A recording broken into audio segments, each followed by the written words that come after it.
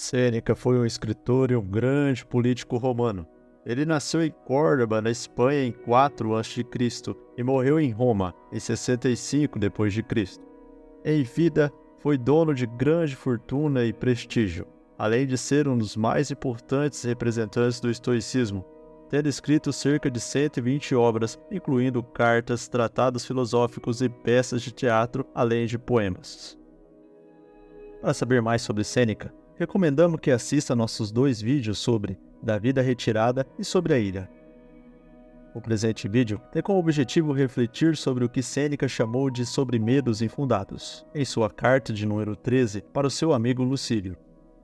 Aparentemente, Lucílio estava enfrentando algum problema em seus negócios, e Sêneca magnificamente o conforta em uma carta rica de princípios estoicos e conselhos valiosos. Nela, Sêneca argumenta que muitas das coisas que nos preocupam são infundadas. Ele observa que, em geral, sofremos mais na imaginação do que na realidade. Muitas vezes, nos preocupamos com coisas que nunca acontecem ou que, mesmo que aconteçam, não são tão graves quanto imaginamos no momento de aflição. Para o filósofo, existem 3 tipos de medos infundados: os medos que nos preocupam mais do que deveriam, medos que nos preocupam antes do que deveriam e medos que nos preocupam quando não deveriam, os quais vamos falar agora. Por isso, inscreva-se no canal e deixe seu like e ajude nossa missão de trazer conteúdo para uma reflexão genuína. Sêneca inicia a carta saudando Lucílio, e logo em seguida elogia seu amigo por sua força de caráter e resiliência, dizendo: "Eu sei que você tem muita garra, pois mesmo antes de você começar a equipar-se com máximas que eram saudáveis e poderosas para superar obstáculos, você estava se orgulhando de sua disputa com a fortuna. E isso é ainda mais verdadeiro agora que você se atracou com a fortuna e testou seus poderes. Pois nossos poderes nunca podem inspirar uma fé implícita em nós mesmos, a não ser quando muitas dificuldades tenham nos cortejado por inúmeros lados e ocasionalmente tenham se atracado conosco. Somente dessa maneira o verdadeiro espírito pode ser testado, o espírito que nunca consentirá em submeter-se à jurisdição de coisas externas a nós." Neste parágrafo, Sêneca nos lembra que quando estivermos enfrentando um desafio, devemos lembrar de que isso é uma oportunidade para testar e fortalecer o nosso caráter. Portanto, não devemos permitir que as adversidades, as coisas externas a nós, fora do nosso controle, nos abalem, pois é o nosso dever como homem manter nossa confiança em nós mesmos, mesmo quando as coisas estiverem difíceis. Sêneca prossegue a sua carta. Esta é a marca de tal espírito. Nenhum lutador pode ir com alta expectativa para a luta se ele nunca foi espancado. O único concorrente que pode entrar com confiança na luta é o homem que viu seu próprio sangue, que sentiu seus dentes chacoalhar sobre o punho do seu adversário, que foi derrubado e sentiu toda a força da carga do seu adversário, que foi abatido não só no corpo, mas também em espírito. Aquele que, quantas vezes cai, levanta-se novamente com maior teimosia do que nunca. Então, para manter a minha analogia, explica Sêneca a Lucílio, a fortuna muitas vezes no passado foi preponderante sobre você. Mesmo assim, você não se rendeu, mas saltou ereto e manteve a sua posição ainda mais dominante, pois a virilidade ganha muita força ao ser desafiada. No entanto, se você aprovar, permita-me oferecer algumas salvaguardas adicionais pelas quais você pode se fortalecer. Assim Sêneca disse: existem mais coisas, Lucílio, suscetíveis de nos assustar do que existem de nos derrotar. Sofremos mais na imaginação do que na realidade. Eu não estou falando com você na linha estoica, mas em meu estilo mais suave, pois é a nossa maneira estoica de falar de todas essas coisas, que provocam gritos e gemidos, tanto sem importância como irrelevantes. Mas você e eu devemos proferir palavras grandiosas, embora Deus sabe verdadeiras.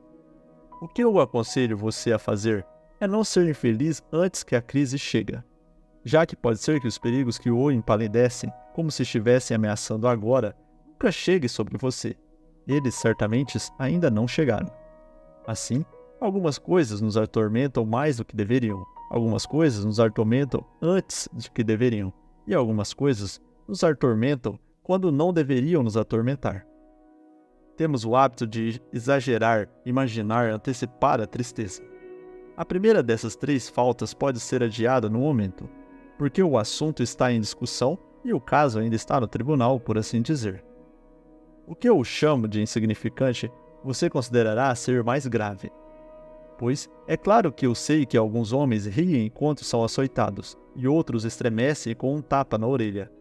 Consideraremos mais tarde se esses males derivam seu poder de sua própria força ou da nossa própria fraqueza. Faça-me o favor, prosseguiu Sêneca. Quando os homens o rodeiam e tentam convencê-lo a acreditar de que você é infeliz, considere não o que você ouve, mas o que você sente. E tome conselho com os seus sentimentos, e se questione independentemente, porque você sabe dos seus próprios assuntos melhor do que qualquer um. Pergunte, há alguma razão por que essas pessoas devam compadecer-se de mim? Por que elas deveriam estar preocupadas, ou até mesmo temerem alguma contaminação de mim, como se problemas pudessem ser transmitidos? Existe algum mal envolvido? Ou é apenas uma questão de mau relatório, em vez de um mal? Coloque a pergunta voluntariamente em si mesmo. Estou atormentado sem razão suficiente? Estou melancólico? Estou a converter o que não é em mal porque é mal? E você que está assistindo este vídeo conosco, o que anda dando ouvidos? Para sua paz interior ou ao que os outros dizem de você? Quais têm sido suas preocupações? Com a economia do país? Com o mau gosto no noticiário? Com guerras em outros continentes? Coisas que você não tem controle algum? Ou tem se dedicado a tornar-se um homem melhor, instruído, honesto e justo, investindo seu tempo e atividades produtivas, buscando se aprovisionar para um possível revés econômico? Tem buscado ser forte e cercar-se de cautelas e dos perigos da região onde mora? Coisas que cabem a você se acautelar. Para te ajudar a responder essa pergunta, Sêneca sugere a seguinte reflexão interna. Como vou saber se meus sofrimentos são reais ou imaginários? E logo em seguida, ele prossegue investigando quais tipos são essas ameaças que tanto nos causam medo e aflição. Somos atormentados por coisas presentes, ou por coisas vindouras, ou por ambos. Quanto às coisas presentes, a decisão é fácil, afirma Sêneca. Suponha que sua pessoa goze de liberdade e saúde, que você não sofra de nenhuma lesão externa. Por que está tão preocupado com coisas futuras? Pois em seu presente, no momento agora, não há nada de errado ou digno de tanta ansiedade que não possa ser resolvido. Mas, você diz, algo vai acontecer. Em primeiro lugar, considere se suas provas dos problemas futuros são certas. Pois é mais comum que nos incomodemos com as nossas apreensões e que sejamos zombados por aquele zombador, o boato, que costuma instalar guerras, mas muito mais frequentemente liquida indivíduos. Sim, meu caro, concordamos muito rapidamente com o que as pessoas dizem. Não colocamos à prova as coisas que causam o nosso medo. Não as examinamos a fundo. Titubeamos e nos retiramos exatamente como soldados que são forçados a abandonar o seu acampamento por causa de uma nuvem de poeira levantada pelo estupindo do gado. Ou são lançados em pânico pela divulgação de algum rumor não autenticado. De alguma forma, é o relatório negligente que nos perturba mais? Pois a verdade tem seus próprios limites definidos, mas o que surge da incerteza é entregue à adivinhação e à licença irresponsável de uma mente assustada. É por isso que nenhum medo é tão ruinoso e tão incontrolável como o medo de pânico. Pois alguns medos são infundados, mas este medo é imbecil. Neste contexto, quero que pense em alguns discursos presentes em nossa sociedade, principalmente no cenário político. Quero que retome a memória 11 de setembro de 2001. O atentado às Torres Gêmeas. A falta de resposta sobre quem seria o responsável e como a maior potência mundial foi pega de surpresa e atingida por um conflito que no imaginário do povo norte-americano somente existia no Oriente Médio diante das políticas internacionais americanas no Afeganistão. A queda das Torres Gêmeas causou pânico, e políticos se aproveitaram deste pânico, da mesma forma que os tabloides. O inimigo precisava de um rosto, e esse rosto foi dado aos norte-americanos. Diante do medo irracional, ser praticante ou de origem islâmica passou a ser motivo de desconfiança. Até mesmo aqueles vizinhos que sempre tiveram respeito pelos seus de origem árabe passaram a nutrir o medo. Um medo irracional e irreal, e sem plausibilidade fática de acontecer. Medo de ser vítima da palavra da moda, de terrorismo, mesmo estando distante e nunca tido contato com nenhum tipo de situação ou experiência parecida. Isso é o que Sêneca chamou de medo imbecil, uma preocupação imaginária, supostamente futura e incerta. É provável que alguns problemas nos acontecerão, mas não é um fato presente.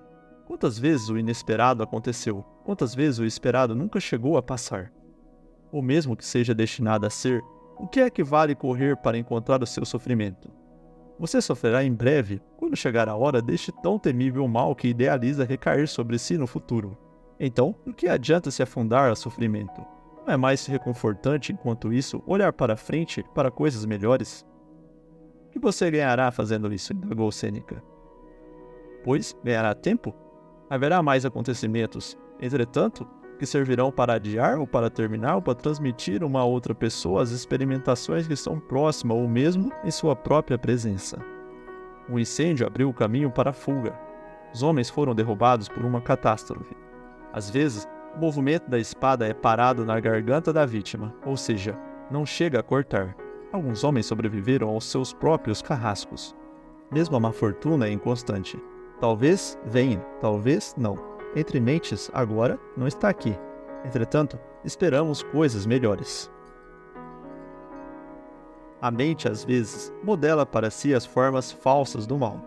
Quando não há sinais que apontem para algum mal, interpreta da pior forma alguma palavra de significado duvidoso.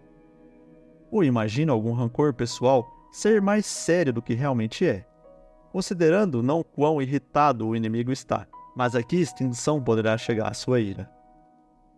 Mas a vida não vale a pena ser vivida e não há limites para nossas dores se entregarmos nossos medos ao máximo possível. Neste assunto, deixe a prudência ajudá-lo e despreze o medo com um espírito resoluto, mesmo quando ele está à vista. Se você não puder fazer isso, combate a fraqueza com outra e tempere o seu medo com esperança. Não há nada tão certo neste assunto de medo como as coisas que tememos darem em nada e as coisas as quais esperamos zombarem de nós. Observe que Sêneca alerta sobre como a imaginação de um mau futuro ou de uma percepção errada de querer controlar as coisas que não podemos controlar, ou seja, essa frustração diante da incerteza. Por isso, aconselha que adotemos, que mudemos nossa perspectiva focando apenas para as coisas que cabe a nós resolver. Vivendo nossa vida no presente, sem medo paralisante de que tudo poderá se perder. Pois o homem é um ser mortal e nossa vida é um sopro. Nascer faz parte do nosso destino. A morte é certa e em algum dia, conforme planejou o cosmo. Viver a vida sobre o pilar do bem supremo, da justiça, da temperança e da honestidade é tudo que compete ao homem. Os infortúnios externos compõem apenas nossa visão do problema. Como nós escolhemos enxergar tudo. Consequentemente, afirmou Sêneca, pese cuidadosamente as suas esperanças, assim como os seus temores, e sempre que todos os elementos estiverem em dúvida, decida em seu favor, acredite no que você preferir. E se o medo ganhar a maioria dos votos, incline-se na outra direção de qualquer maneira, e deixe de incomodar a sua alma, refletindo continuamente que a maioria dos mortais, mesmo quando não tem problema realmente à mão, certamente os tem esperando no futuro. E tornam-se excitados e inquietos. Ninguém se segura, quando começar a ser inclinado à frente. Ninguém regula o seu alarme de acordo com a vontade. Ninguém diz, o autor da história é um tolo, e quem crê nela é um tolo, assim como aquele que a fabricou.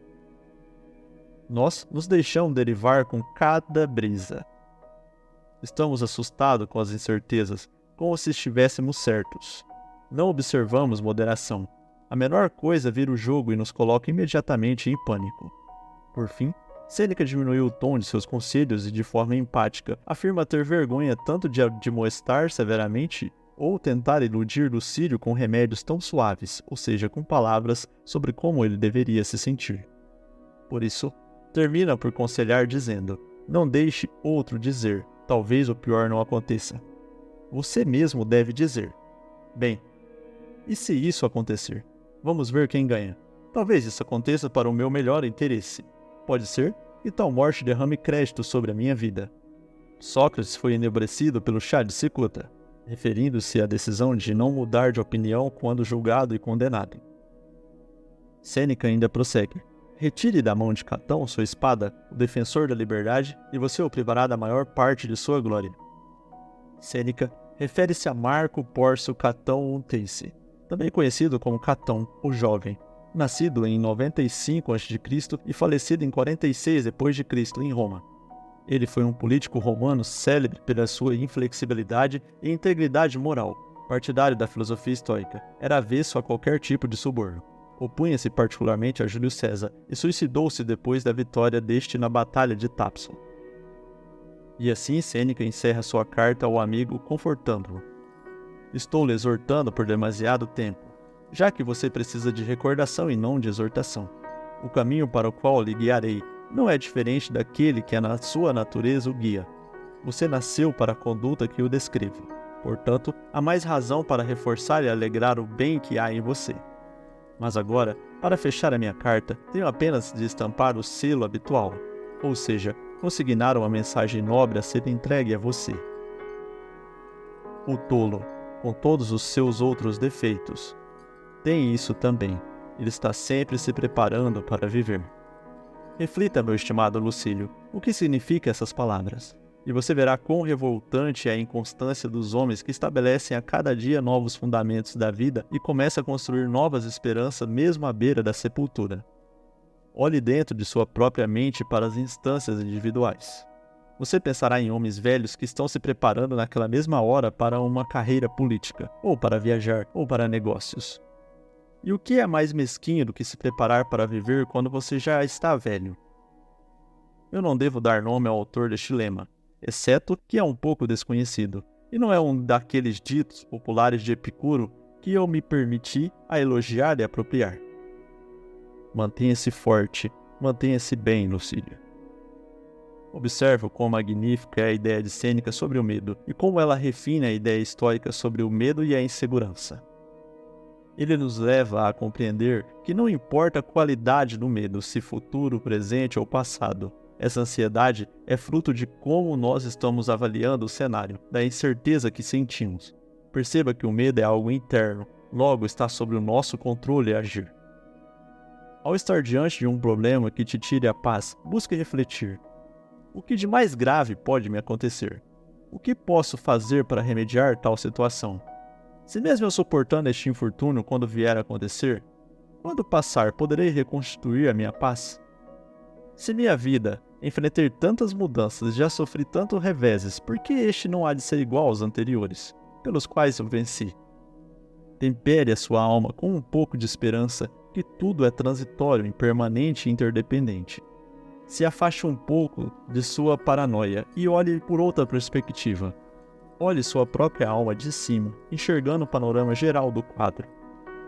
Se você está passando por um momento de incerteza, espero que essa carta de Sêneca seja um alívio para sua insegurança.